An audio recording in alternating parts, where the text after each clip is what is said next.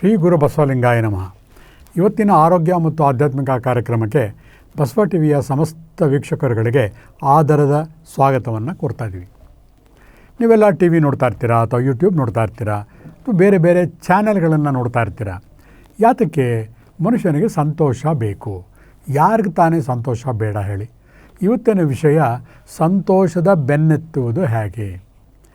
ಯಾರು ಕೇಳ್ಬಿಟ್ಟು ಇಷ್ಟೆಲ್ಲ ಯಾಕಪ್ಪ ಓದ್ತಾ ಇದೆ ಅಂದರೆ, ಸಾರ್ ನಾನು ಎಲ್ಲ ಓದ್ಬಿಟ್ಟು ಒಳ್ಳೆ ಕೆಲಸಕ್ಕೆ ಸೇರಬೇಕು ಸರ್.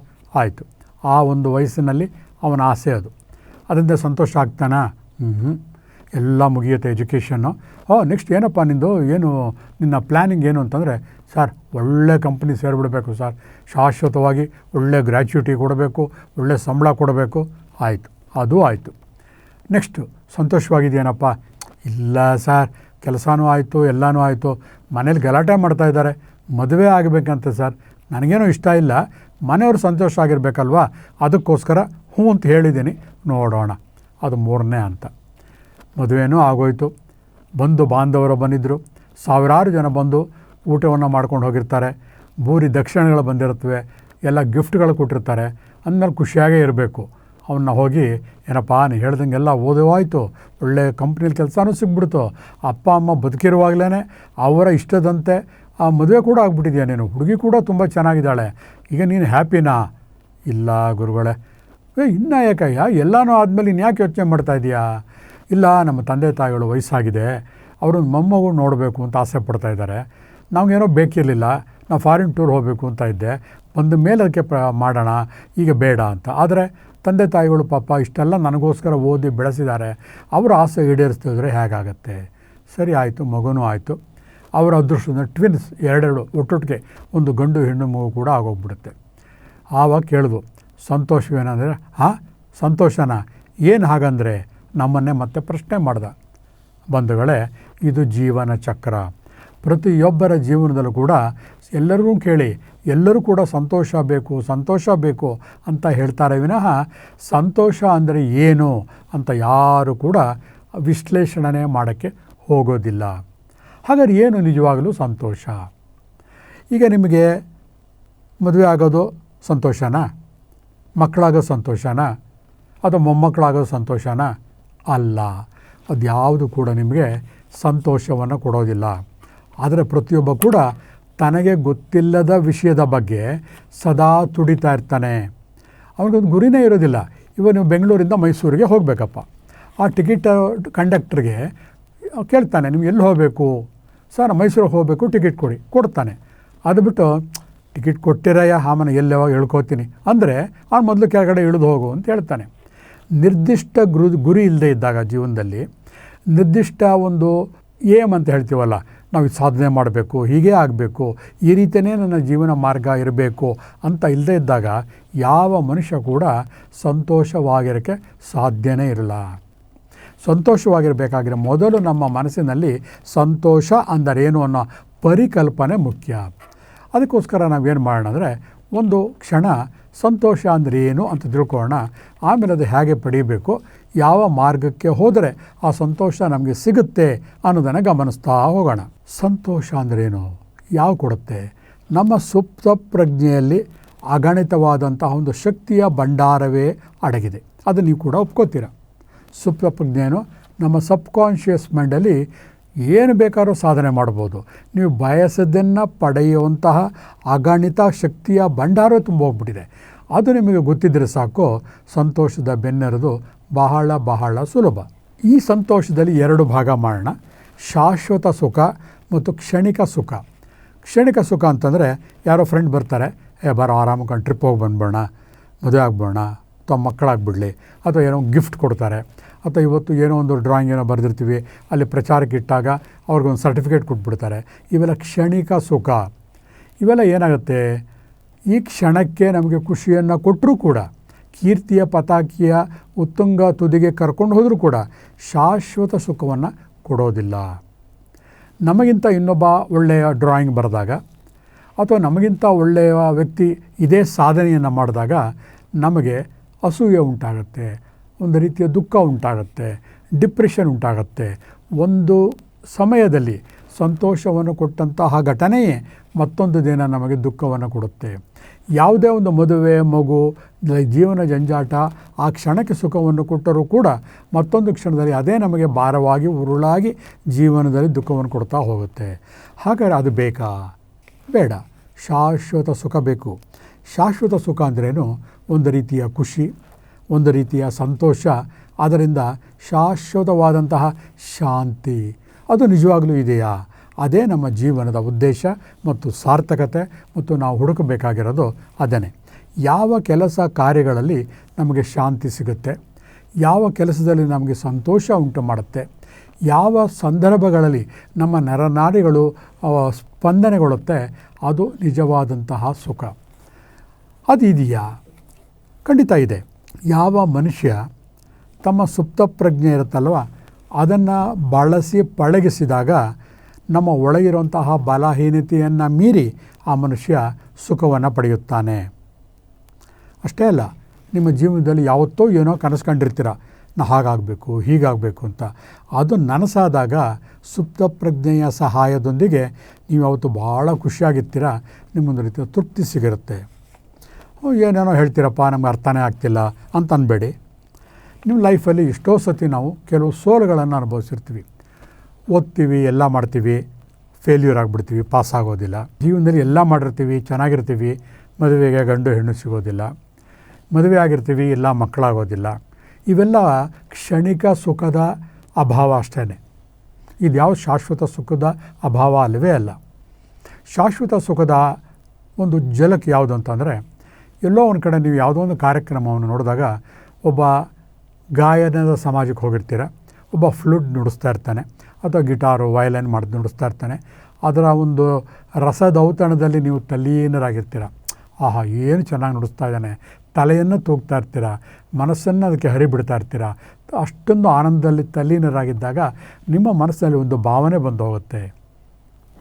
ಯಾವತ್ತೋ ಒಂದು ದಿನ ನಾನು ಆ ಥರ ಯಾತಕ್ಕೆ ಅಭ್ಯಾಸ ಮಾಡಬಾರ್ದು, ಕಲಿಬೇಕು ಅಂದ್ಕೊಂಡಿರ್ತೀರ.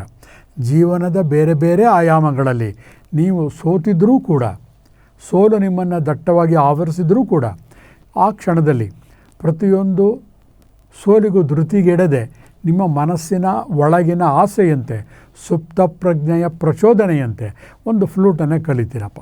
ಕಲಿತುಬಿಟ್ಟು ನೀವಾಗೆ ಒಂದು ರಾಗವನ್ನು ನುಡಿಸ್ತೀರ. ಆಗುವ ಆನಂದ ಇದೆಯಲ್ಲ, ಅದೇ ಶಾಶ್ವತ ಸುಖ. ಹಾಗೆ ಎಷ್ಟೋ ಜನಕ್ಕೆ ಪ್ರಪಂಚದಲ್ಲಿ ಕಲಿಯುಗದಲ್ಲೂ ಕೂಡ ಅವರು ಓದ್ತಾ ಇರೋದೇ ಬೇರೆ, ಅವರು ಮಾಡ್ತಾ ಇರೋದೇ ಬೇರೆ. ಇತ್ತೀಚೆಗೆ ನನ್ನ ಗೆಳೆಯ ಒಬ್ಬ ಜರ್ಮನಿಯಿಂದ ಬೆಂಗಳೂರು ಇಂಡಿಯಾಗೆ ಬರ್ತಾರೆ.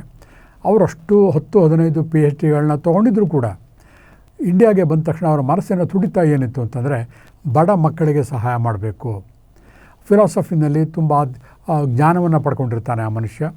ಹಾಗಾಗಿ ಬಂದ ತಕ್ಷಣ ಅವನು ಮಾಡಿದ್ದು ಬೆಂಗಳೂರಿನಲ್ಲಿರುವಂತಹ ಒಂದು ಅನಾಥಾಲಯಕ್ಕೆ ಭೇಟಿ ಕೊಟ್ಟು ಆ ಮಕ್ಕಳಿಗೆ ಧನ ಸಹಾಯವನ್ನು ಮಾಡಿ ಅವ್ರ ಜೊತೆ ಸಮಯವನ್ನು ಕಳೆದು ಹೋಗ್ತಾನೆ. ಅಲ್ಲಿ ಅವನು ಕೊಟ್ಟಂತಹ ದುಡ್ಡು ಲೆಕ್ಕ ಅಲ್ಲ, ಅಥವಾ ಅವನು ಬೇರೆ ದೇಶದಿಂದ ಭಾರತಕ್ಕೆ ಬಂದಿದ್ದು ದೊಡ್ಡ ವಿಷಯ ಅಲ್ಲ, ಅಥವಾ ಅವನು ಭಾರತದಲ್ಲಿ ಬೆಂಗಳೂರಿಗೆ ಬಂದಿದ್ದು ದೊಡ್ಡ ವಿಷಯ ಅಲ್ಲ. ಆದರೆ ಆ ಕ್ಷಣದ ಅನುಭೂತಿ, ಗಂಡ ಹೆಂಡತಿಯೊಂದಿಗೆ ಆ ಒಂದು ಅನಾಥ ಮಕ್ಕಳ ಜೊತೆ ಬೆಳಗಿಂದ ಸಂಜೆವರೆಗೂ ಸಮಯವನ್ನು ಕಳೀತಾನಲ್ಲ, ಅದಕ್ಕೆ ನಿಜವಾದ ಸಂತೋಷ ಅನ್ನೋದು. ಈಗ ನಿಮಗೆ ಅರ್ಥ ಆಗ್ತಾ ಇದೆ ಅಲ್ವಾ? ಜೀವನದಲ್ಲಿ ನಿಜವಾದ ಸಂತೋಷ ಯಾವುದು? ಶಾಶ್ವತವಾದು, ಅಶಾಶ್ವತವಾದುದು, ಟೆಂಪರರಿ. ಇವನು ಫ್ರೆಂಡ್ಸರು ಪಾರ್ಟಿ ಕರೀತಾರೆ, ಹೋಗ್ತೀರಾ, ಕುಡಿತೀರಾ, ಎಲ್ಲ ಮಾಡ್ತೀರಾ, ಬರ್ತೀರಾ. ಮಾನಸ ಯಾಕೋ ಹೊಟ್ಟೆ ನೋವು ಬರುತ್ತೆ. ಡಾಕ್ಟ್ರ್ ಹತ್ರ ಹೋದಾಗ, ಲಿವರ್ ಸ್ವಲ್ಪ ಡ್ಯಾಮೇಜ್ ಆಗಿದೆ, ಪ್ಯಾಂಕ್ರಿಯಾಸ್ ಯಾಕೋ ವರ್ಕ್ ಆಗ್ತಾಯಿಲ್ಲ ಅಂತಾಗ ಒಂದು ದಿಢಾರನೆ ಕುಸ್ತೋಗ್ತೀರ. ಅಯ್ಯೋ ಯಾಕಪ್ಪ ನಾ ಮಾಡೋಕ್ಕೆ ಹೋದೆ ಅಂತ ಅಂದ್ಬಿಟ್ಟು. ಅದೇ ಇನ್ನೊಬ್ಬ ವ್ಯಕ್ತಿ ಇರ್ತಾನೆ, ಫ್ರೆಂಡ್ ಜೊತೆ ಪಾರ್ಟಿ ಮಾಡ್ತಿರುವಾಗ ಅವನು ಖಡಾಖಂಡಿತವಾಗಿ ಹೇಳ್ಬಿಡ್ತಾನೆ, ಇಲ್ಲಪ್ಪ ನನ್ನ ಆರೋಗ್ಯ ಬಗ್ಗೆ ನನಗೆ ಕಾಳಜಿ ಇದೆ, ನನಗಿದ್ರ ಅವಶ್ಯಕತೆ ಇಲ್ಲ, ನೀವು ತೊಗೊಳ್ಳಿ, ಆ ಕಂಪ್ನಿ ಕೊಡ್ತೀನಿ, ನಾನು ಬೇಕಾದ್ರೆ ನಾನೇ ಸರ್ವ್ ಮಾಡ್ತೀನಿ ಡ್ರಿಂಕ್ನ, ಬಟ್ ದಯವಿಟ್ಟು ನಾನು ಬಲವಂತ ಮಾಡಬೇಡಿ, ನಾನು ಫ್ರೂಟ್ ಜ್ಯೂಸ್ ತೊಗೋತೀನಿ. ಆಯಿತು. ಮಾರನೇ ದಿವಸ ಮನೆಯವರು 15-20 ದಿವಸ ಯಾವುದೊಂದು ಟೂರ್ ಹೋಗಬೇಕಿರುತ್ತೆ, ಆರಾಮವಾಗಿ ಅವನು ಟೂರ್ಗೆ ಹೋಗ್ತಾನೆ, ಆನಂದವಾಗಿ ಪ್ರಪಂಚವನ್ನು ಕಳೀತಾನೆ. ಇದಕ್ಕೆ ಕಾರಣ ಅವನ ಜೀವನದಲ್ಲಿ ಅವನು ಕೊಟ್ಟಂತಹ ವಿಷಯದ ಮಹತ್ವ. ಅವನು ಕುಡಿಯೋದಕ್ಕೆ ಕ್ಷಣಿಕ ಸುಖಕ್ಕೆ ಆಸೆಪಟ್ಟು ಅವತ್ತು ಕುಡಿದಿದ್ದರೆ ಅವನ ಆರೋಗ್ಯ ಹಾಳಾಗ್ತಾಯಿತ್ತು, ಅವನು ಪ್ರಯಾಣ ಕೂಡ ಮಾಡೋಕ್ಕಾಗ್ತಾ ಇರಲಿಲ್ಲ. ಇದೊಂದು ಉದಾಹರಣೆ ಅಷ್ಟೇ, ಎಲ್ಲರಿಗೂ ಆಗಬೇಕು ಅಂತ ಇಲ್ಲ, ಒಂದು ಉದಾಹರಣೆ. ಅದೇ ಅವತ್ತು ಅವನು ಕುಡಿದೇ ಇದ್ದಿದ್ದರಿಂದ ಅವನ ಆರೋಗ್ಯ ಚೆನ್ನಾಗಿರೋದ್ರಿಂದ ಎಷ್ಟು ಚೆನ್ನಾಗಿ ಅವನು ಟೂರ್ಗೆ ಹೋಗಿ ಬಂದ. ಇನ್ನೊಬ್ಬ ವ್ಯಕ್ತಿ ಕ್ಷಣಿಕ ಆಸಕ್ಕೆ ಇಷ್ಟಪಟ್ಟು ಫ್ರೀಯಾಗಿ ಸಿಗುತ್ತಲ್ಲ ಅಂತಂದ್ಬಿಟ್ಟು ಕಂಠಪೂರ್ತಿ ಕುಡಿದು ಆ ಕ್ಷಣಕ್ಕೆ ಅವನು ಸುಖವನ್ನು ಪಟ್ಟರೂ ಕೂಡ ಮಾನ್ಯ ಡಾಕ್ಟ್ರು ಅವನ ಆರೋಗ್ಯದ ಬಗ್ಗೆ ಕಾಳಜಿ ತೋರಿಸಿದಾಗ ಕುಸಿದು ಹೋಗ್ತಾನೆ. ಅದಕ್ಕೆ ಹೇಳೋದು ಶಾಶ್ವತ ಸುಖಕ್ಕೆ ಕಡೆನೂ ಗಮನ ಕೊಡಬೇಕು ವಿನಃ ಕ್ಷಣಿಕ ಸುಖಕ್ಕೆ ಗಮನವನ್ನು ಕೊಡಬಾರದು. ಸಂತೋಷದ ಬೆನ್ನೆಟ್ಟುವುದು ಅಂತಂದರೆ ಹೀಗೇನೆ, ಶಾಶ್ವತವಾಗಿ ನಮಗೆ ಯಾವುದು ಸಂತೋಷವನ್ನು ಕೊಡುತ್ತೆ ಅದರ ಕಡೆನ ಗಮನವನ್ನು ಕೊಡಬೇಕು. ಇತ್ತೀಚೆಗೆ ನಾವು ಸ್ನೇಹಿತರೆಲ್ಲ ಒಂದು ಟ್ರಿಪ್ಗೆ ಹೋದ್ವು. ದಾರಿನಲ್ಲಿ ಹೋಗುವಾಗ ಕೆಲವು ಕಡೆ ವ್ಯಾನನ್ನು ನಿಲ್ಲಿಸಿ ಅಥವಾ ಕಾರನ್ನು ನಿಲ್ಲಿಸಿ ಬ್ರೇಕ್ಫಾಸ್ಟ್ಗಳನ್ನ ನಿಲ್ಲಿಸ್ತೀವಿ. ಕೆಲವುಗಳನ್ನು ನಾನು ಅಬ್ಸರ್ವ್ ಮಾಡ್ತಾಯಿದ್ದೆ. ಆ ಇಡ್ಲಿ ಜೊತೆಗೆ ವಡೆಗಳು ತುಂಬ ಚೆನ್ನಾಗಿದೆ ಅಂತಂದ್ಬಿಟ್ಟು 10-15 ವಡೆಗಳನ್ನು ತಿನ್ನೋದು, ಮಸಾಲೆ ದೋಸೆಗಳನ್ನು ತಿನ್ನುವುದು ಎಲ್ಲ ಮಾಡ್ತಾಯಿರ್ತಾರೆ. ಅದರಲ್ಲಿ ಒಂದು ವ್ಯಕ್ತಿ ಆ ಥರ ಮಾಡ್ತಾಯಿರ್ತಾನೆ, ಬೇರೆಯವರೆಲ್ಲರೂ ಕೂಡ ಹದವಾಗಿರ್ತಾರೆ. ಎಲ್ಲ ಮಾಡಿ ನಾವೊಂದು ಬೀಚಿನ ಹತ್ರ ಹೋದಾಗ ನೀರಿನ ಕಡಲ್ ತೆರೆಯ ಸಂತೋಷ ಇರುತ್ತೆ. ಆದರೆ ಆ ಒಂದು 5 ಜನ ಯಾರು ಸಿಕ್ಕಾಪಟ್ಟೆ ಕರಿದ ಎಣ್ಣೆಗಳನ್ನು ತಿಂತಾಯಿದ್ರು, ದಾರಿಯಲ್ಲಿ ತಂದಂಥ ಆಹಾರ ಪದಾರ್ಥಗಳನ್ನ ತಿಂತಾಯಿದ್ರು, ಆ 5 ಜನ ನೀರಿನ ಬೀಚ್ ಹತ್ರಕ್ಕೆ ಬರೋಕ್ಕೆ ಭಯ ಪಡ್ತಿರ್ತಾರೆ. ಕಾರಣ ಅವ್ರಿಗೆ ಹೊಟ್ಟೆ ನೋವು ಬಂದಿರುತ್ತೆ. ಆ ಒಂದು ಸನ್ನಿವೇಶ, ಆ ಸುಂದರವಾದಂತಹ ಸೂರ್ಯೋದಯ ಅಥವಾ ಸೂರ್ಯಾಸ್ತಮದ ಸನ್ನಿವೇಶಗಳನ್ನ ಗಮನಿಸೋಕ್ಕೂ ಅವ್ರಿಗೆ ಮನಸ್ಸಲ್ಲಿ ಆಗ್ತಾ ಇರಲ್ಲ. ಕಾರಣ ಅವರ ಗಮನವೆಲ್ಲ ಅವರ ಆರೋಗ್ಯದ ಕಡೆಗೆ ಇರುತ್ತೆ. ಅಯ್ಯೋ ನಂಗೆ ಹೀಗಾಗ್ತಾಯಿದೆ, ಅಯ್ಯೋ ನಂಗೆ ಬೆನ್ನು ನೋವು ಬರ್ತಾಯಿದೆ, ನಂಗೆ ತಡೆಯೋಕ್ಕಾಗ್ತಾಯಿಲ್ಲ, ನಿಮ್ಮ ಪಾಡಿ ನೀವು ಹೋಗಿ, ನಾವು ರೂಮಲ್ಲಿ ಮಲಗಿರ್ತೀವಿ. ನೋಡಿ, ಅಷ್ಟು ದೂರ ಪ್ರಯಾಣ ಮಾಡಿ ನಾವು ಒಂದು ಮಾನಸಿಕ ತಹಬಂದಿಯನ್ನು ಕಳ್ಕೊಂಡಾಗ, ಅದರ ಕಡೆ ಗಮನ ಕೊಡದೇ ಇದ್ದಾಗ, ಆಹಾರದಲ್ಲಿ ಏರುಪೇರಾದಾಗ, ಮುನ್ನಾಗೃತ ಜಾಗೃತಿ ಅರಿವು ಇಲ್ಲದೇ ಇದ್ದಾಗ ಈ ರೀತಿ ಆಗುತ್ತೆ. ಸಂತೋಷದ ಬೆನ್ನತ್ತುವುದು ಅಂದರೆ ಹೇಗೆ? ಜೀವನದಲ್ಲಿ ಯಾವುದನ್ನು ಯಾವ ಸಂದರ್ಭದಲ್ಲಿ ತ್ಯಾಗ ಮಾಡಬೇಕು, ಯಾವುದನ್ನು ಯಾವ ಸಂದರ್ಭದಲ್ಲಿ ಅದನ್ನು ಬಳಸಬೇಕು, ಆ ಒಂದು ವಿಶ್ಲೇಷಣೆ ನಮಗೆ ಗೊತ್ತಾಯಿತು ಅಂತಂದರೆ ಜೀವನ ಸಂತೋಷದ ತೆರೆ ಆಗಿಬಿಡುತ್ತೆ. ಆಯಿತು, ಸಂತೋಷ ಎಲ್ಲರಿಗೂ ಬೇಕು, ಶಾಶ್ವತವಾದ ಸಂತೋಷನೂ ಬೇಕು. ಅದನ್ನು ಹೇಗೆ ಪಡ್ಕೊಳ್ಳೋದು? ಬಹಳ ಸುಲಭ ಸ್ನೇಹಿತರೆ. ಸಂತೋಷ ಅನ್ನೋದು ಒಂದು ಆಯ್ಕೆ, ಸೆಲೆಕ್ಷನ್. ಅದು ನಿಮ್ಮ ಕೈನಲ್ಲಿದೆ. ಅದನ್ನು ಒಂದು ಹವ್ಯಾಸವನ್ನು ಮಾಡ್ಕೋಬೇಕು. ಸುಮ್ಮನೆ ಇವತ್ತೊಂದು ದಿವಸ ಮಾಡ್ಕೊಂಬಿಟ್ಟು ಬಿಟ್ಟು ಬಿಡೋದಲ್ಲ. ಒಂದು ಹಾಬಿ. ಹೇಗೆ ಒಂದು ಹಾಬಿ ಇಟ್ಕೊಂಡಾಗ ನೀವು ನಮ್ಮ ಮಕ್ಕಳುಗಳು ಬೈತಾ ಇರ್ತೀವಿ, ಮೊಬೈಲ್ ನೋಡೋದು ಒಂದು ಹವ್ಯಾಸ, ಅಡಿಕ್ಷನ್ ಅಂತ. ಅದೇ ಥರ ಅಡಿಕ್ಷನನ್ನು ನೀವು ಸಂತೋಷದ ಆಯ್ಕೆಯಲ್ಲಿ ಮಾಡಿಟ್ಕೊಳ್ಳಿ. ನಮ್ಮ ಇಡೀ ಇವತ್ತಿನ ಕಾರ್ಯಕ್ರಮ ಇದು ಒಂದೇ ಲೈನ್ನಲ್ಲಿ ಅಡಗಿದೆ. ನಿಮ್ಮ ಸಂತೋಷದ ಆಯ್ಕೆ ಒಂದು ಹವ್ಯಾಸ, ಫಿನಿಶ್. ನಮ್ಮ ಮುಂದೆ ಏನು ಹೇಳಲೇಬೇಕಾಗಿಲ್ಲ ನಿಮಗೆ. ನೀವು ಜೀವನದಲ್ಲಿ ಯಾವುದನ್ನು ಆಯ್ಕೆ ಮಾಡ್ಕೋತೀರೋ ಅದು ನಿಮ್ಮ ಸಂತೋಷದ ಬೆನ್ನೇರುವುದಕ್ಕೆ ಸಹಾಯವನ್ನು ಮಾಡುತ್ತೆ. ಸುಮ್ಮನೆ ಒಂದು ದಿವಸ ಅಂದ್ಕೊಳ್ಳೋದಲ್ಲ, ಅದನ್ನು ಅಡಿಕ್ಟ್ ಆಗಿ ಹವ್ಯಾಸವನ್ನು ಮಾಡ್ಕೊಳ್ಳಿ. ಹೇಗೆ ಮಾಡ್ಕೊಳ್ಳೋದು? ಇದು ಬೆಳಗ್ಗೆ ಹೇಳ್ತೀರಾ, ಎದ್ದ ತಕ್ಷಣವೇ ನಿದ್ದೆ ಮಾಡಬೇಕು ಅಂತ ಕಣ್ಣು ಎಳಿತಾ ಇರುತ್ತೆ. ಆದರೂ ಕೂಡ ಗೊತ್ತಿರುತ್ತೆ ನಿಮಗೆ, ಬೆಳಗಿನ ಜಾವದ ಎದ್ದು ವಾಕಿಂಗ್ ಮಾಡ್ತಾಯಿದ್ರೆ ಆರೋಗ್ಯ ಚೆನ್ನಾಗಿರುತ್ತೆ. ಆ ತಂಗಾಳಿನಲ್ಲಿ ಹೊರಗಡೆಯ ಆಮ್ಲಜನಕ ದೇಹದೊಳಗಡೆ ಹೋದಾಗ ರಕ್ತ ಸಂಚಾರ ಚೆನ್ನಾಗಾಗಿ, ಕೈಕಾಲುಗಳು ಚೆನ್ನಾಗಿ ಆಡಿ, ಪ್ರತಿಯೊಬ್ಬ ಮನುಷ್ಯನಿಗೂ ಆರೋಗ್ಯಕ್ಕೆ ಔಷಧಿಗಳು ಬೇಕಾದರೂ ಕೂಡ ಔಷಧಿಗಿಂತ ಮುಖ್ಯವಾಗಿರೋದು ವ್ಯಾಯಾಮ. ನಡಿಗೆ ಇರ್ಬೋದು, ಯೋಗ ಇರ್ಬೋದು, ಜಿಮ್ ಇರ್ಬೋದು, ಯಾವುದೇ ಆಗಲಿ ನಿಮ್ಮ ಅಂತಸ್ತಿಗೆ ತಕ್ಕಂತೆ, ನಿಮ್ಮ ಮಾನಸಿಕ ಪರಿಧಿಗೆ ತಕ್ಕಂತೆ, ನಿಮ್ಮ ಆರ್ಥಿಕತೆಗೆ ತಕ್ಕಂತೆ ಮಾಡುವಂಥ ಆಯ್ಕೆ ನಿಮಗೆ ಸೇರಿದ್ದು. ಅದನ್ನು ನೀವು ಮಾಡಬೇಕಷ್ಟೇ ಬಿಟ್ಟು ಆ ಟೈಮಲ್ಲಿ ನಿಮ್ಮ ಆಯ್ಕೆ ಇವೆಲ್ಲ ಬೇಡಪ್ಪ, ಇವತ್ತು ಭಾನುವಾರ 8:30-9 ಗಂಟೆವರೆಗೂ ನಿದ್ದೆ ಮಾಡೋಣ, ಈ ರೀತಿಯ ತಪ್ಪು ಆಯ್ಕೆ ನಿಮಗೆ ಮಾಡಿದಾಗ ನಿಮಗೆ ಅರ್ಹತೆಯನ್ನು ಕಳ್ಕೊತೀರಾ ಸಂತೋಷದ ಬೆನ್ನೇರುವುದನ್ನು. ಕಷ್ಟಪಟ್ಟು ಆ ಟೈಮಲ್ಲಿ ನಿಮ್ಮ ಆಯ್ಕೆಯಲ್ಲಿ ಇವತ್ತು ನಾನು ಹೇಳಲೇಬೇಕು, ಖಡಕ್ಕಾಗಿ ನಿಷ್ಠುರವಾಗಿ ನೀವು ಆ ಟೈಮಲ್ಲಿ ಎದ್ದು ಬೆಳಗಿನ ಕಾರ್ಯಕ್ರಮಗಳನ್ನು ಮುಗಿಸಿ, ಯೋಗ ತಪಜಪಗಳನ್ನು ಮುಗಿಸಿ, ಆರಾಮಾಗಿ ಫ್ರೆಶ್ ಆಗಿ ಕಾಫಿ ಕುಡಿದಾಗ ಆಗ ನಿಮ್ಗನ್ಸುತ್ತೆ, today is so fine, I am relaxing, ಇಷ್ಟು ಚೆನ್ನಾಗಿದೆ, ಆನಂದವಾಗಿದೆ. ಕರೆಕ್ಟಾಗಿ ನಿಮ್ಗೆ 8:30 ಹೊಟ್ಟೆ ಹಸಿವಾಗುತ್ತೆ, ಹೊಟ್ಟೆ ತಹ ಅನ್ನುತ್ತೆ. ನಮ್ಮ ದೇಹದಲ್ಲಿ ಒಂದೊಂದು ಅಂಗಾಂಗಕ್ಕೂ ಕೂಡ ಒಂದೊಂದು ಗಡಿಯಾರ ಅಂತ ಹೇಳ್ತೀವಿ, ಜೈವಿಕ ಗಡಿಯಾರ ಇರುತ್ತೆ. ಆ ಗಡಿಯಾರ ಆ ಸಮಯಕ್ಕೆ ಆ ಅಂಗಗಳು ಕಾರ್ಯವನ್ನು ಮಾಡ್ತಾ ಇರುತ್ತೆ. ಫಾರ್ ಎಕ್ಸಾಂಪಲ್, ಬೆಳಗಿಂದ 7:30 ಒಳಗಡೆ ಜೀರ್ಣಾಂಗ ವ್ಯೂಹ ಎಲ್ಲ ಕೆಲಸ ಮಾಡಿ ಹೊರಗಡೆ ಜೀರ್ಣಕ್ರಿಯೆಯನ್ನು ಮಾಡಿ ಆ ಮೋಷನ್ ಹೊರಗಡೆ ಹೋಗಬೇಕು. ಆ ನಂತರ ಹೊಟ್ಟೆಗೆ ಏನಾದ್ರು ಒಂದು ಆಹಾರ ಬೀಳಬೇಕು. ಹೀಗೆ ಒಂದೊಂದು ಅಂಗಗಳು ಒಂದೊಂದು ಸಮಯದಲ್ಲಿ ತನ್ನ ಕಾರ್ಯಕ್ಷಮತೆಯನ್ನು ಜಾಸ್ತಿ ಮಾಡುತ್ತೆ. ನೋಡಿ, ನಮ್ಮ ದೇಹದಲ್ಲಿ ಲಿವರ್ ಇವೆಲ್ಲ ಇದೆಯಲ್ಲ, ರಾತ್ರಿ 11 ಗಂಟೆಯಿಂದ 1 ಗಂಟೆವರೆಗೂ ಕೆಲಸ ಮಾಡುತ್ತೆ. ನಾವೇನು ಮಾಡ್ತೀವಿ ಆ ಟೈಮಲ್ಲಿ? ಎಲ್ಲ ಇದು ಯಾವುದೋ ಚಾನೆಲ್ ನೋಡ್ತಾ ಕೂತಿರ್ತೀವಿ, ಅಥವಾ ಮೊಬೈಲ್ಗಳನ್ನು ಆನ್ ಮಾಡ್ಕೊಂಡು ಕೂತಿರ್ತೀವಿ. 12-12ವರೆಗೆ ನಿದ್ದೆ ಮಾಡೋಕ್ಕೆ ಹೋಗ್ತೀವಿ. ಅಂದರೆ ಲಿವರ್ನ ರೆಸ್ಟ್ ಮಾಡೋಕ್ಕೆ ಬಿಡೋದಿಲ್ಲ. 1 ಗಂಟೆಗೆ ನಿದ್ದೆ ಮಾಡೋಕ್ಕೆ ಹೋಗ್ತೀವಿ. ಲಿವರಿನ ಕೆಲಸ ಡಮಾರ್. ಯಾವಾಗ ಲಿವರ್ ಡಮಾರ್ ಆಗುತ್ತೋ ನೀವು ತೊಗೊಂಡಂಥ ಆಹಾರಗಳು ಸರಿಯಾಗಿ ಜೀರ್ಣವಾಗೋದಿಲ್ಲ. ಅಷ್ಟೇ ಅಲ್ಲ, ನಿಮ್ಮ ಇಡೀ ದೇಹದಲ್ಲಿ ರಕ್ತ ತುಂಬಿರುವಂತಹ ತುಂಬ ಜಾಸ್ತಿ 2 ಲೀಟ್ರು 3 ಲೀಟ್ರ್ ರಕ್ತ ತುಂಬಿರುವಂತಹ ಒಂದು ಅಂಗ ಅಂದರೆ ಲಿವರ್. ಆ ಲಿವರು ಸರಿಯಾಗಿ 11 ಗಂಟೆಯಿಂದ 1 ಗಂಟೆವರೆಗೆ ನಾವು ಯಾವುದೇ ಕಾರಣದಿಂದ ರೆಸ್ಟ್ ಕೊಡದೇ ಇದ್ದಾಗ ಏನಾಗುತ್ತೆ, ನಿಮ್ಮ ರಕ್ತ ಪಾಯ್ಸನ್ ಆಗುತ್ತೆ, ಮಲಿನವಾಗುತ್ತೆ. ಅದಕ್ಕೋಸ್ಕರನೇ ನಿಮ್ಮ ಸುತ್ತಮುತ್ತಲೇ ಗಮನಿಸ್ತಾ ಹೋಗಿ, ಎಷ್ಟೋ ಜನ ರಾತ್ರಿ 1 ಗಂಟೆಯವರು ಎಚ್ಚರವಾಗಿರ್ತಾರಲ್ಲ, ಅವ್ರ ಕಣ್ಣುಗಳು ಕಾಂತಿಹೀನವಾಗಿರುತ್ತೆ. ಅದೇ ಮಕ್ಕಳುಗಳು ನೋಡಿ ತುಂಬ ಚೆನ್ನಾಗಿ ನಿದ್ದೆ ಮಾಡ್ತವೆ, ಎಷ್ಟು ಬೆಳ್ಳಗೆ ಪ್ರಕಾಶಮಾನವಾಗಿ ಹೊಳಿತಾ ಇರುತ್ತಲ್ವ. ನಾವು ಅನ್ಕೋತೀವಿ ಸೋಮಾರಿ ಅಂತ. ಸೋಮಾರಿ ಅಲ್ಲ, ನಿದ್ರೆ ಕೂಡ ನಮ್ಮ ಸಂತೋಷಕ್ಕೆ ಒಂದು ಅವಿಭಾಜ್ಯ ಅಂಗಾನೆ. ನಾವು ರೆಸ್ಟ್ ತೊಗೋಬೇಕು. ದೇಹದ ಒಂದೊಂದು ಭಾಗಗಳಿಗೆ ಅದರದರ ಕಾರ್ಯಕ್ಷಮತೆ ಯಾವ ಸಮಯದಲ್ಲಿ ಜಾಸ್ತಿ ಇದೆ, ಈಗೇನು ಗೂಗಲಲ್ಲಿ ಹಾಕಿದ್ರೆ ನಿಮಗೆಲ್ಲ ಸಿಗುತ್ತೆ. ಆ ಸಮಯವನ್ನು ತಿಳ್ಕೊಂಡು ರೆಸ್ಟ್ ಮಾಡಿದಾಗ ಸಂತೋಷದ ಬೆನ್ನೇರ್ತೀರ ನೀವು. ಅಂದರೆ ಸಂತೋಷದ ಬೆನ್ನೇರುವುದಕ್ಕೆ ಹೊರಗಿನ ಬಾಹ್ಯ ಕಾರಣಗಳೇ ಬೇಕಿಲ್ಲ. ನಿಮ್ಮ ಆಂತರ್ಯದ ನಿಯಂತ್ರಣ ದೇಹದ ಮೇಲೆ ಇಟ್ಕೊಂಡಾಗ ಸಂತೋಷ, ಶಾಶ್ವತ ಸಂತೋಷ ನಿಮ್ಮದಾಗತ್ತೆ ಬಂಧುಗಳೇ. ಅದು ಬಿಟ್ಟು ನನ್ನ ಅಸಂತೋಷಕ್ಕೆ ಅವನ ಕಾರಣ, ಇವನ ಕಾರಣ, ನನ್ನ ಹೆಂಡತಿ ಸರಿಯಿಲ್ಲ, ತಂದೆ ತಾಯಿಗಳು ಸರಿಯಿಲ್ಲ, ಅವೆಲ್ಲ ಬರೀ ಕ್ಷುಲ್ಲಕ ಆಪಾದನೆಗಳು ಅಷ್ಟೇ. ಹಾಗಾಗಿ ನಾವೇನು ಮಾಡಬೇಕು ಅಂದರೆ, ಆ ಸಂತೋಷನ ಪಡೆಯಬೇಕಾದ್ರೆ ಆಯ್ಕೆಯನ್ನು ನಾವು ಮಾಡಬೇಕು. ಆಯ್ಕೆ ಮಾಡ್ಕೊಳ್ಳೋದಂದ್ರೇನು? ಸೆಲೆಕ್ಷನ್. ಈ ಕೆಲಸ ಮಾಡಿದ್ರೆ ನನಗೆ ಸಂತೋಷ ಸಿಗುತ್ತೆ, ಈ ಕೆಲಸ ಮಾಡಿದ್ರೆ ಬರೀ ಕ್ಷಣಿಕ ಸಂತೋಷ ಸಿಗುತ್ತೆ. ಅಲ್ಲಿ ಆಯ್ಕೆ ಮಾಡುವ ಪ್ರಕ್ರಿಯೆಯಲ್ಲಿ ನಾವು ಹುಷಾರಾಗಿದ್ದಾಗ ಇಡೀ ದಿನ ನಾವು ಸಂತೋಷವಾಗಿರ್ತೀವಿ. ಇಡೀ ದಿನ ಸಂತೋಷವಾದಾಗ ಸರಪಳಿಯಂತೆ ಇಡೀ ತಿಂಗಳು ಸಂತೋಷವಾಗಿರ್ತೀರ. ಇಡೀ ತಿಂಗಳು ಸಂತೋಷವಾಗ್ತಿದ್ದಂಗೆ ಇಡೀ ವರ್ಷ ಸಂತೋಷ ಆಗ್ತೀರ.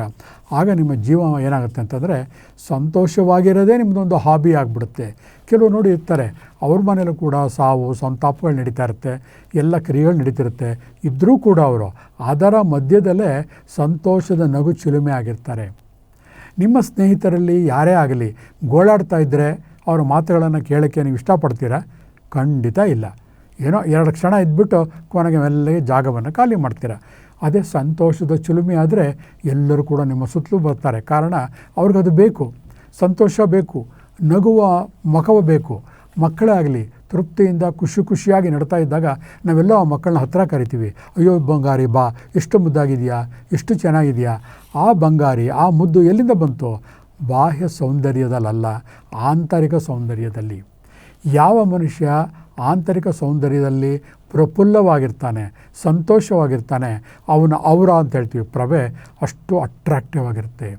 ಯಾವಾಗ ಅವನ ಔರ ಅಷ್ಟು ಅಟ್ರಾಕ್ಟಿವ್ ಆಗಿರುತ್ತೆ, ಅವನ ಮನೋಲಯ ಒಳಗಡೆ ಕೂಡ ಒಂದು ಹೂವಿನ ಥರ ಮೃದುವಾಗಿರುತ್ತೆ. ಎಲ್ಲ ಜನಗಳನ್ನು ಕೂಡ ಅವನು ಅಟ್ರ್ಯಾಕ್ಟ್ ಮಾಡ್ತಾ ಇರ್ತಾನೆ. ಅವನ ಮಾತುಗಳನ್ನು ಕೇಳೋಕ್ಕೆ ಜನರು ಹತಾಯಿಸ್ತಾ ಇರ್ತಾರೆ. ಅಯ್ಯೋ ಬನ್ನಿ, ನಮ್ಮನೆಗೆ ಬನ್ನಿ, ನಾಳೆ ನಮ್ಮನೆಗೆ ಬನ್ನಿ, ಇವತ್ತು ಬಂದಿದ್ದು ಹೋಗಿ ಅಂತ ಕರಿತಾ ಹೋಗ್ತಾರೆ. ಯಾವಾಗ ಎಲ್ಲರಿಂದ ಜನರ ಮನ್ನಣೆ ಪ್ರೀತಿಗಳನ್ನು ನೀವು ಸಂಪಾದನೆ ಮಾಡ್ತಿರೋ, ನಿಮಗೆ ಒಂದು ರೀತಿಯ ಗರ್ವ ಬರುತ್ತೆ, ಅಂದರೆ ಒಂದು ರೀತಿಯ ಹೆಮ್ಮೆ ಬರುತ್ತೆ, ಸಂತೋಷ ಭರಿತರಾಗ್ತೀರ. ಇದೇ ಹೆಮ್ಮೆಯ ಬೆನ್ನೇರುವಂತಹ ಒಂದು ಮಾರ್ಗ ಬಂಧುಗಳೇ. ಎಲ್ಲವೂ ಮನಸ್ಸಲ್ಲಿ ಪ್ರತಿಸತಿ ಅನ್ಕೋಬೇಕು. ಒಂದು ಆಯ್ಕೆ ಮಾಡ್ಕೊಂಬಿಟ್ರಿ ಆಯಿತು. ಜೊತೆಗೇನಪ್ಪ ಅಂತಂದರೆ, ಪ್ರತಿ ಕ್ಷಣದಲ್ಲೂ ಕೂಡ ನೀವೇನು ಅನ್ಕೋಬೇಕು ಅಂದರೆ, ಎಲ್ಲವೂ ಚೆನ್ನಾಗಿದೆ, ಪ್ರೀತಿ ತುಂಬಿದೆ, ಶಾಂತಿಯಾಗಿದೆ, ಸದಾಶಯ ಸಂದೇಶಗಳು ಹರಿತಾ ಇದೆ ಅಂತ ಅನ್ಕೋಬೇಕು. ಒಂದು ಇಂಡಸ್ಟ್ರಿ ಇತ್ತು. ಆ ಒಂದು ಇಂಡಸ್ಟ್ರಿನಲ್ಲಿ ಒಂದು ವ್ಯಕ್ತಿ ಕೆಲಸ ಮಾಡ್ತಾಯಿದ್ದ, ಮ್ಯಾನೇಜರ್ ಆಗಿದ್ದ. ಯಾಕೋ ಅಲ್ಲಿ ಮ್ಯಾನೇಜ್ಮೆಂಟ್ ಬಗ್ಗೆ, ಅದರ ಒಂದು MD ಮ್ಯಾನೇಜಿಂಗ್ ಡೈರೆಕ್ಟರ್ ಇರ್ತಾನಲ್ಲ, ಅವನ ಬಗ್ಗೆ ಇವನಿಗೆ ಒಳ್ಳೆಯ ಅಭಿಪ್ರಾಯ ಇರಲಿಲ್ಲ. ಜೊತೆಗೆ ಆ ಮ್ಯಾನೇಜರ್ ವೀಕ್ ಆಗಿರೋದ್ರಿಂದ ಅಲ್ಲಿರುವಂತಹ ಬೇರೆ ಎಂಪ್ಲಾಯೀಸ್, ಉದ್ಯೋಗಿಗಳು ಕೂಡ ಅಷ್ಟು ಸ್ಟ್ರಿಕ್ಟಾಗಿ ಕೆಲಸ ಮಾಡ್ತಿರೋದಿಲ್ಲ, ಉತ್ಪಾದನೆ ಕಡಿಮೆ ಆಗ್ತಾ ಹೋಗುತ್ತೆ. ಅವನಿಗೆ ಬಹಳ ದುಃಖ ಆಗುತ್ತೆ. ನಾನು ಮ್ಯಾನೇಜರು, ಇವ್ರೇನು ಈ ಥರ ಎಲ್ಲ ಮಾಡ್ತಾಯಿದ್ದಾರೆ, ಯಾರಿಗೂ ಒಂದು ಕೆಲಸದ ಬಗ್ಗೆ ಗಮನವೇ ಇಲ್ಲ ಅಂತಂದ್ಬಿಟ್ಟು ಬಹಳ ದುಃಖ ಪೀಡಿತನಾಗ್ತಾನೆ. ಹೀಗೆ ಒಂದು ಸತಿ ಯಾವುದೋ ಒಬ್ಬ ಸಾಧು ಸಂತರನ್ನು ಭೇಟಿ ಮಾಡಿದಾಗ ಅವರು ಸಂತೋಷದ ಬೆನ್ನೇರೋದು ಹೇಗೆ ಅನ್ನುವಂಥ ಒಂದು ಸೂಕ್ಷ್ಮವನ್ನು ಪರಿಚಯ ಮಾಡಿಕೊಡ್ತಾರೆ. ಆವತ್ತಿನಿಂದ ಅವನು ಆ ಸಾಧನೆಯನ್ನು ಮಾಡಲಿಕ್ಕೆ ಶುರು ಮಾಡ್ತಾನೆ. ಏನು ಆ ಸಾಧನೆ? ಪ್ರತಿ ದಿವಸ ಮೆಡಿಟೇಷನ್ ಥರ ಕೂತ್ಕೊಂಡು ತನ್ನ ಸುಪ್ತ ಪ್ರಜ್ಞೆಗೆ ಅವನು ಈ ಸಂದೇಶವನ್ನು ಕಳಿಸ್ತಾನೆ. ಅವನು ಇಷ್ಟು ದಿವಸ ಅವನ ಮನೇಲಿ ಏನು ಸಂದೇಶ ಕಳಿಸ್ತಾ ಇದ್ದ? ನನ್ನ MD ಚೆನ್ನಾಗಿಲ್ಲ, CEO ಚೆನ್ನಾಗಿಲ್ಲ, ಎಂಪ್ಲಾಯಿಗಳು ಚೆನ್ನಾಗಿಲ್ಲ. ಅದು ಹಾಗೆ ನಡೀತಾ ಇರುತ್ತೆ. ಇನ್ನು ಜಾಸ್ತಿ ಆಗ್ತಾ ಇರುತ್ತೆ. ಅವನು ಯಾರಿಗೂ ಅಡ್ವೈಸ್ ಮಾಡೋಕ್ಕೆ ಹೋಗೋದಿಲ್ಲ, ಯಾರನ್ನೂ ಕರೆದು ಮೀಟಿಂಗ್ ಮಾಡೋಕ್ಕೆ ಹೋಗೋಲ್ಲ. ಆದರೆ ತನ್ನ ಮನೆಯಲ್ಲೇ ಕೂತು ತಾನು ಪ್ರತಿ ದಿವಸ ಬೆಳಗ್ಗೆ ಮತ್ತು ಸಾಯಂಕಾಲ ಒಂದು ಪುಟ್ಟ ಮೆಡಿಟೇಷನ್, ಧ್ಯಾನ ಮಾಡುವ ಒಂದು ವಿಧಾನವನ್ನು ಅವನು ಅಭ್ಯಾಸ ಮಾಡ್ತಾ ಹೋಗ್ತಾನೆ. ಆ ಧ್ಯಾನದಲ್ಲಿ ತನ್ನ ಇಂಡಸ್ಟ್ರಿಯನ್ನು ಪರಿಕಲ್ಪನೆ ಮಾಡಿಕೊಂಡು ಆ ಇಂಡಸ್ಟ್ರಿನಲ್ಲಿರುವಂತಹ MD ಇವತ್ತಿಂದ ಚೆನ್ನಾಗ್ತಾ ಇದ್ದಾರೆ. ಆ ಇಂಡಸ್ಟ್ರಿಯ ಪ್ರೊಡಕ್ಷನ್ ಮಾಡಲಿಕ್ಕೆ ಅವರ ಮನಸ್ಸು ಮಾಡಿದ್ದಾರೆ. ಎಲ್ಲವೂ ಕೂಡ ಅವರು ಹೇಳಿದಂಗೆ ನಡೀತಾ ಇದೆ. ಉದ್ಯೋಗಿಗಳು ಕೂಡ ಹಿಂದಿನ ತಮ್ಮ ನಡವಳಿಕೆಗಳನ್ನು ಬದಲಾಯಿಸಿ ಇವತ್ತಿಂದ ಚೆನ್ನಾಗ್ತಾ ಇದ್ದಾರೆ. ಪ್ರತಿಯೊಬ್ಬರಿಗೂ ಕೂಡ ತಮ್ಮ ಸಂಪಾದನೆಯ ಬಗ್ಗೆ ಗಮನ ಬರ್ತಾ ಇದೆ.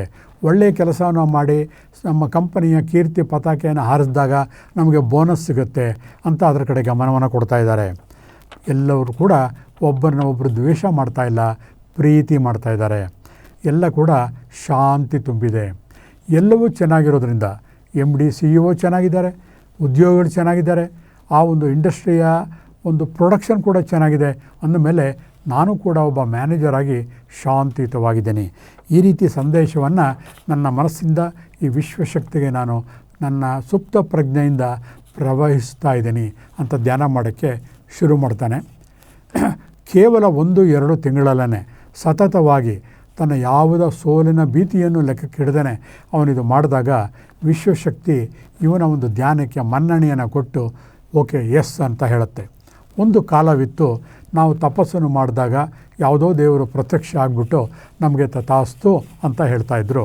ಅದರ ಒಂದು ಒಗಟನ್ನು ಬಿಡಿಸಿ ನೋಡಿದಾಗ ಈಗ ನಮಗೆ ಅರ್ಥ ಆಗ್ತಾ ಇದೆ, ಯಾವುದೇ ದೇವರಾಗಲಿ ದಿಂಡರಾಗಲಿ ಆಕಾಶದ ಅಶರೀರವಾಣಿಯನ್ನು ಬರೆದು ನಮಗೆ ಪ್ರತ್ಯಕ್ಷ ಆಗಲ್ಲ ಸ್ನೇಹಿತರೆ.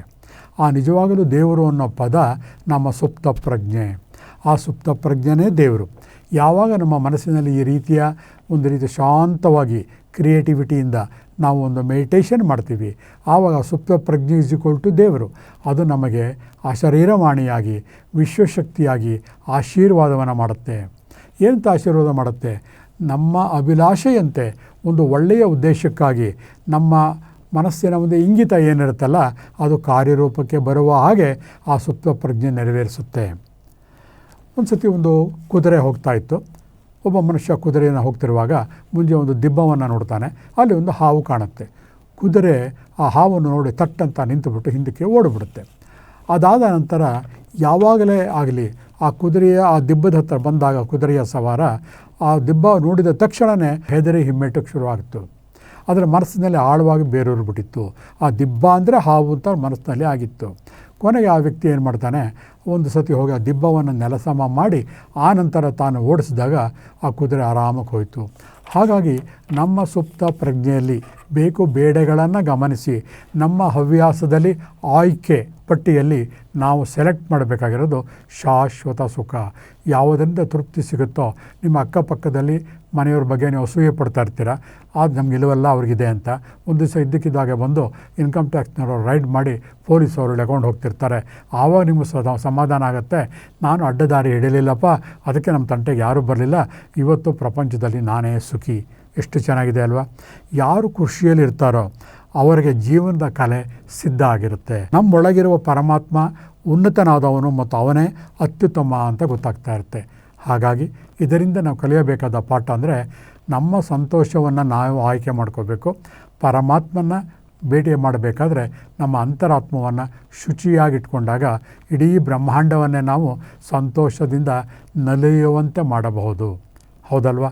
ಆ ನಿಟ್ಟಿನಲ್ಲಿ ನಾವೆಲ್ಲ ಪ್ರಯಾಣವನ್ನು ಮಾಡೋಣ ಮಾನಸಿಕವಾಗಿ ಅಂತ ಹೇಳಿ ಇವತ್ತಿನ ಕಾರ್ಯಕ್ರಮವನ್ನು ಮುಗಿಸ್ತಾ ಇದ್ದೀನಿ. ಎಲ್ಲರಿಗೂ ಶರಣಾರ್ಥಿ.